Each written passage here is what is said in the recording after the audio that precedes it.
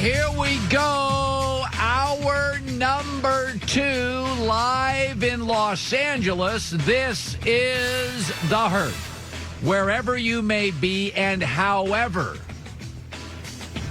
you may be watching, listening. We're live in L.A., iHeartRadio, Fox Sports Radio, FS1, Sirius XM Channel 83, all over Twitter, all over Facebook, all over YouTube. And Joy Taylor is joining me. 5 minutes from now, Rich Kleiman, who is a business partner and business manager of Kevin Durant. I don't know why he went to Brooklyn from the Warriors, but be that as it may, we're going to ask a bunch of questions and have Rich Kleiman on. That'll be fun. He used to be kind of in a music business, and he segued over to Kevin Durant and basketball. I think music and basketball actually have a lot of connections. Joy is joining me. Joy, how are you? I'm doing good. Staying home. Staying home. So I've always had a theory. I say things, and then people react to things I say. I don't react to your reaction of my reaction. There are occasional exceptions when members of the media print something inaccurately about me. Fans, I don't care. Fans are fanatics. They love me. They hate me. Doesn't matter. What does matter, though, is that you know the truth about stories that I break, which are infrequent because I don't consider myself really a reporter or a /journalist, but I do talk to GMs all the time and coaches all the time and scouts all the time in all sports, and that's why I occasionally break a story. Like a couple of weeks ago when Tom Brady chose the Tampa Bay Buccaneers. We broke it nationally. We beat all of them. We beat the Schefters. We beat everybody. And there's a lot of great NFL reporters. I beat them by about 6 hours. That's not my business, but I did it. It's reported today by Mike Florio, and he's got a website. I don't have it in front of me, but a website, a football website, and has a radio TV show. He said Cowherd has a relationship with a team that dates back, the Chargers, that dates back to the time they let him in his war room.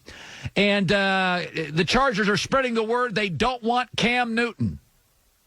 And so Cowherd had little choice but to play ball.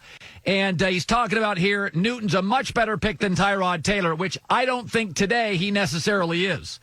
It says the Chargers, by all appearances, handed him the news that Tom Brady had picked Tampa over L.A. Well, let me protect not me, but the Chargers. No, they did not. No, they did not. And that's why I'm going to comment on this inaccuracy. Let me tell you, the Chargers did not tell me who it was. In fact, I texted the general manager of the Chargers the second I got the news. And I said, Tom chose Tampa. I'm sorry. I know you wanted him badly, or something thereabouts. The general manager, Tom Telesco, sent me something that I'm not going to repeat and was a little shocked by it. Later that day, to show you the class of Telesco, he didn't have to do this. I was surprised he did. I was at home taking a nap. The phone rang. I picked it up. It was him. He called to congratulate me on breaking the story. Nobody handed me this in the NFL. It was the only time in my career that I broke an NFL story with a non-NFL source. In fact, that non-NFL source is tickled, thinks it's hysterically funny that the biggest story of the NFL was broken by him, who happens to be a friend of Tom Brady and an acquaintance and a friend of mine. So let me just clear the air to protect the Chargers. They did not hand me that story. They didn't. You know, I'm not religious, but I swear in a stack of pseudo-Bibles. That's not where I got it. In fact, I told them. All right, let's move. Is Rich there? Awesome. Rich Kleiman's Kevin Durant's business partner, co-founder of 35 Ventures, founded with KD. They're doing this thing called Cue Ball. It's a documentary, chronicles the lives of incarcerated basketball players, San Quentin State Prison. It's remarkable stuff. It's on Fox Sports. What I'm hearing, it's unbelievably well done. And Rich is joining us. Let me start with this. So I want to talk about Kevin. He tested positive for COVID-19. So let's just address that first, Rich. How is Kevin? Kevin is fortunately feeling great. He is way past the isolation period. He's symptom-free. He is for all intents and purposes, now back to the similar isolation that we're all kind of getting used to with the guidelines that were put in place, but nothing more than what we're dealing with now, and is out of the kind of dark period. So thanks for asking, and he's feeling pretty good. This was always going to be a difficult year. Kevin is verbal. He likes to talk. He likes social media, and lots of people do. I have friends that are on their phones all day, my kids. And so when he got shut down for the year, he's an artist, and he couldn't do his artistry. He couldn't play basketball, where he's probably first or second best player in the world. I always thought, Joy and I said, it's going to be tough for Kevin because Kevin likes to perform. Has it been difficult, not just the virus, but for a great performer to not perform? If I was a great artist and I couldn't sing for a year, that takes away a big chunk of me. How tough has this all been for Kevin? Well, you are an artist, by the way. And if they took away your show, you'd be miserable, right? So I think yes. I think there's the obvious that, you know, when your true love and your life's passion is taken away from you, there's that feeling, that exact feeling, the literal feeling of like, this thing I love more than anything in the world I can't do. I can't play basketball. But I think that he's incredibly mentally strong. I think some people question that because of his kind of banter on social media, and I think one clearly has nothing to do with the other. And he's incredibly mentally strong, and I think he was quick, before anyone around him, before all his friends and family, to see this as some sort of blessing and know that that was the only way he could look at it, and to start to watch film, to start to kind of master the mental side of the game, to take a well-needed reprieve. I mean, you think about how hard these guys go from the age of 8, 9, 10 years old. I think he really looked at it as like an opportunity in that way to kind of understand and learn the organization, to kind of define his voice within the organization, to watch his team play, to be in coaches' meetings, to be active. I mean, everyone saw how active he was on the bench this year, and, you know, I think he had to see it as a blessing. But, of course, when you're Kevin Durant, if you're anybody that is something taken away that they love, it's frustrating. You were, it's funny. You were in sports, and then there's you work in music, and you're back to sports. And I think more than any sport, every sport has a different sensibility. Rich Kleiman joining us, partner with KD. And I think basketball and music have always been connected at the hip for years. And I grew up loving the NBA in the 70s, and I've always felt there's kind of a music NBA thing now more than ever. You worked with Jay-Z, so you were sports, you worked with Jay-Z, or you were in music, and now you're back to sports. Are there similarities? I mean, kind of take me through that tunnel of, celebrities, stars, music, and sports, and how they're conjoined.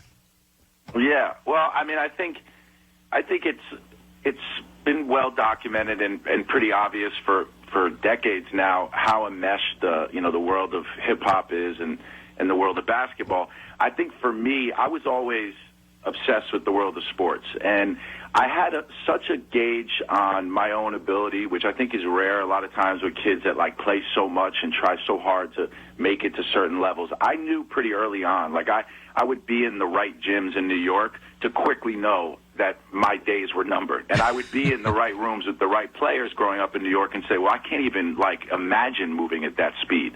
But I didn't want to be out of the gym. I just wanted to be around it. And when I would go to Knick games, I found myself just glued to the courtside seats, to just glued to the energy around the different personalities that were in the arena, and just how incredible all of that was. And for me, it was like, if I can be close to the game in that way, in any way, then I got to pursue that. And I saw so many similarities with kind of the just natural, inherent cool that people in the NBA had to me when I was a kid, and to these music impresarios, and to these guys that were kind of creating their business and their enterprise just by themselves. People like Jay-Z and people like Puff Daddy and people like Jimmy Iovine, and you saw this happening.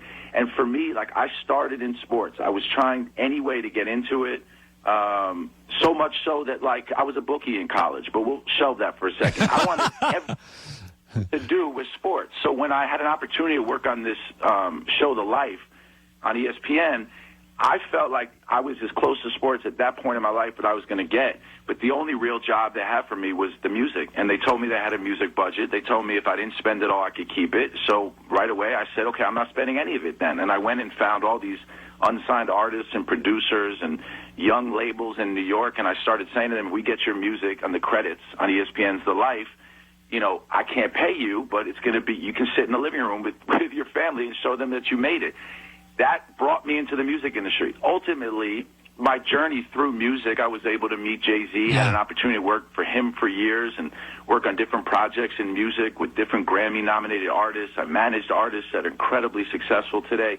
But I knew that sports was my life's passion. And when I had the opportunity to get back into it, I really just never looked back on music. And it was odd for a lot of people around me because I had put so much into it. But that's not what I cared about. Like, I studied collective bargaining agreements when I was younger because I thought it was cool. I memorized box scores. I knew every college of every player that played for the teams in the 80s and 90s. So when I had an opportunity to get back into sports, I just jumped into it. And I think all the different, like, principles that I'd learned in the entertainment business and all the different kind of deal-making strategies and the personalities and just understanding how to communicate with talent, I was able to take that, add to that what I knew so well in terms of sports and the business of sports, and then for me it just felt natural from that point forward. You know, I've compared Kevin to Aaron Rodgers. Great, transcendent, generationally relevant, smart on and on the court, smart with business. Both have some Silicon Valley ties, and both are sensitive. And I've said repeatedly on this show, it's okay to be sensitive. I have people in my family that can't take criticism. And then, you know, for me, I've been getting it all my life doing this. It's no big deal. I'm numb to it. Kevin, when he left the Warriors, I said, I think he's making a mistake. I think this is the perfect place for him. I think they're incredibly human at Golden State. I think that he has great support system. And I think Steph's the easiest superstar to play with, perhaps in the league. And I stand by that. I didn't like seeing him leave. Was there any point during it, as his business partner, that you guys talked about it, that you wrestled with it? Or did Kevin make up his mind and, you know, as somebody, as his business partner, you just say, all right, that's your decision. I respect it. I'm going to support you. Was there any wrestling with it? Well, a few things. We'll get back to the sensitive thing because I think that word is used too quickly when it comes to people that like to communicate and talk about their emotions and disagree. But putting that aside, yes, we talk about it. Yes, we wrestle with it. And yes, it's his decision ultimately. And I never challenge it. I think that especially in the evolution of our relationship, because I started as his agent, I kind of transitioned into being his agent and really more so his manager. Yeah. And then we kind of took all of the assets within that ecosystem and turned it into this business and enterprise and hired a staff and created a platform. So our kind of dialoguing has changed. So yes, obviously, just like any decision we make as business partners, I talk to him about it. But what we're not business partners in is his job in the NBA. In that job, I'm his manager, I'm his friend, I listen, and nobody can make a more educated decision, nobody, on where they're going to play but players in the NBA. And I think that is kind of the tricky thing at times because it's like if you had asked me what job you should take at a certain network, I'd give you my opinion, but I don't know the ins and outs of what goes on every day. I don't know who you see when you walk through the hallway, how human resources deals with you, where you want to live, what kind of temperature and climate you want to live in.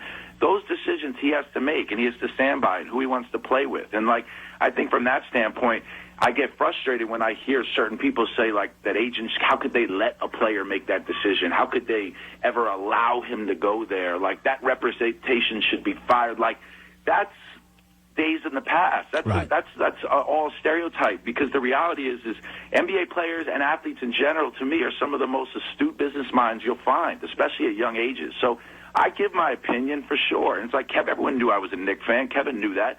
But at the same time, like, we talk, and then he makes his decision.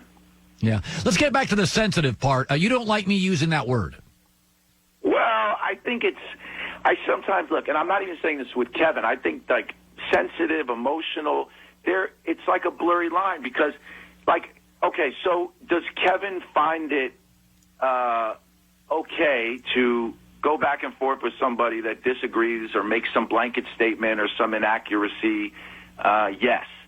Does that usually represent somebody that's, like, in agony over the statement or so pissed off that they have to somehow defend themselves, yeah, that usually is like some kind of reflection of someone being sensitive. I think that Kevin honestly enjoys the banter the same way you sit with the microphone and enjoy the conversations. I just listened to your whole thing about Michael Jordan, the Bulls, for 6 minutes. You put so eloquently why everybody loved the Bulls. You enjoyed that. Kevin enjoys that banter with people on social media, and that's honestly why these platforms were created. I think he's really ahead of his time because I think when he started it, everybody thought he was nuts and sensitive, and everyone wanted to know why he would ever stoop to this level. And then you see everybody doing it. I mean, it's just kind of the way of the world, and he grew up in this generation. Yes. I don't think it reflects how he's feeling. It's like when he puts the phone down, you don't see him walk to the kitchen I can't believe this kid just said you know what I'm saying? He doesn't think about it like that. Yeah, no, some of this stuff, Rich, is generational. Joy and I sometimes, Joy will do stuff, and I'm like, my daughter's constantly trying to talk me into going on TikTok. And I'm like, I'm not going on TikTok. But you know what? I'm like, but she just loves it. And I'm like, I should be a better dad. So I think your answer is very... I'm TikTok with my kids, by the way. No, I mean, your answer is real. As I'm in my 50s, Kevin's in his, I think, early 30s or late 20s. How old is Kevin right now? 31. Okay. And he's got a lot of years left. By the way, the NBA is dealing with a virus. It's really unfortunate that it comes right in the heart of what I thought was a fascinating season. I would like to see the league. I think this is too good of a year to let it go, especially for some older star players, and I don't know how many years they have left. But this is also a very fluid situation globally. I don't want you to speak for Kevin, but where do you land and maybe your business with KD land on the return of the NBA this year in the next 45 days maybe? Got it. Well, I definitely will not speak for Kevin, and I don't think it has any effect on our business. I know it doesn't. But I can speak to you as just a fan of the NBA and with somebody with a point of view. It troubles me a bit. I think that when you hear the head of the CDC get on and say that millions of Americans will most likely be affected and potentially hundreds of thousands of people dying, you know, when 9/11 happened, as tragic as that was, there was an obvious need for some sense of getting people together, some sense of patriotism, and it was an isolated event. While so tragic and scary, as the days continued to go, we were ready to see something to distract us. The reality is while we do want to be distracted and let's say, quote-unquote, entertained now, and it would be so nice to see professional sports, the idea of trying to salvage something that may just not be salvageable is the reality. This is so fluid. I'm in the middle of New York right now. It's horrible. And as this thing spreads across the country, to think that players are going to be so flexible to say, okay, you know what? I'm an NBA player. I'll be self-quarantined for 14 days, go to some isolated venue, play basketball in empty arenas, because that's going to make everyone feel better. Well, I don't think that's necessarily true, and I don't think that that's necessarily the right thing to do. And I know there's a lot of money at stake. I don't want to speak to that. I think that this is one of those situations where the reality is it may just not be salvageable. And maybe it will be in a month, because I think a month ago we never could have imagined where we are now. But I just think it's a bit frustrating to see so much dialogue on how we can rescue the season, when in reality it's like we're in the middle of it. We're smack in the middle of this tragedy in the world. And I can't even imagine, emotionally, why would players be any different than us? Why are they not going to react the same way we would going back to work in the midst of this going on? I just don't know. You know, I know there's an economic part to it that I won't get into the minutia on that. And that's real, because that has to do with the economy and everything. But, you know, there's so much to take into account, and to think that, putting a season together in the middle of this, just so we can get, an empty arena Bucks-Pacers game on a Friday, is that really going to get everybody back in the swing of things? No. No, I think that's a really honest answer. Rich Kleiman, co-founder, 35 Ventures, founded with KD. I like that you answer all the questions. A lot of people don't. You do. I like that. You know, Kevin's not going to do our show because I think sometimes it's funny. I saw Draymond Green at a fight, and he came up and he said, "I really like you. You defend me." And then I think to myself, I have Rich Kleiman on today. That probably means Rich thinks I don't like KD, which I do. And Kevin's a very complex person, and I don't always agree with what he does, but he's incredibly human. He's raw. He's open. And I got to be honest, he's unique. A lot of athletes follow in step. He doesn't. And I like that about him. He's a very, very unique person. I get his emotions. I see him crying. I see him mad. I see him arguing. And as a sportscaster, Rich, I like that. He gives me a lot of different stuff. And I appreciate that. And I honestly, I never really thought, and I do watch your show. I'm kind of just like consume so much, too much. But I feel like in order to build our business, I have to get such a gauge in the temperature of the world and the league and sports in general that I do. And I enjoy watching your show. I don't think you dislike him. I think you're honest as well. And I think that, like, you give your different feelings on him. But I never once felt that your overriding sentiment was that you didn't like him. Like, I don't think you have a stance one way or the other. And I know you respect his game. And I think to Kevin, that's really what's important. Like, everybody doesn't need, you guys don't all have to like him. And I think you also speak in a sophisticated way about the game. And I know for me, I can tell, like, look, I'm not, I don't think that every reporter can speak about sport or a game the same way others can. And just because they didn't play doesn't mean they don't have an incredible knowledge of it. And I think you fall in that category. I love you really it. know. Yeah, I love it. And by the way, I love Joy and I both. I grew up with the Sonics and the Blazers. I'm one of those guys, what you like at 9, you like, and I love the NBA. I mean, the NBA, you know what's funny, Rich, about the NBA? And I appreciate this. I tell people this all the time. You know, like, baseball is like Disneyland. It's not cool or hip, but you feel better when you take your kids to a game. The NBA is fashion and music. People love it or they don't, but its style matters. I mean, Dr. J got me into the league because he was cool and he was different. Style matters. The NFL is just a cold business, and I read the Wall Street Journal, so I like business. And it's okay. Yeah. It's okay, Rich, for all three sports to be different. Soccer's international. Baseball is very much traditional. The NBA is hip-hop, cool, young, progressive, and stylish.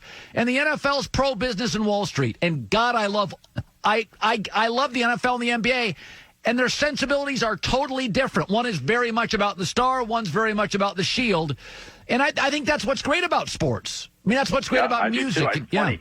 If baseball is taking your kids to Disney World, soccer's like that one summer where you tell your kids you're going to go to Europe because you want to do something a little bit more cultural. That is so true.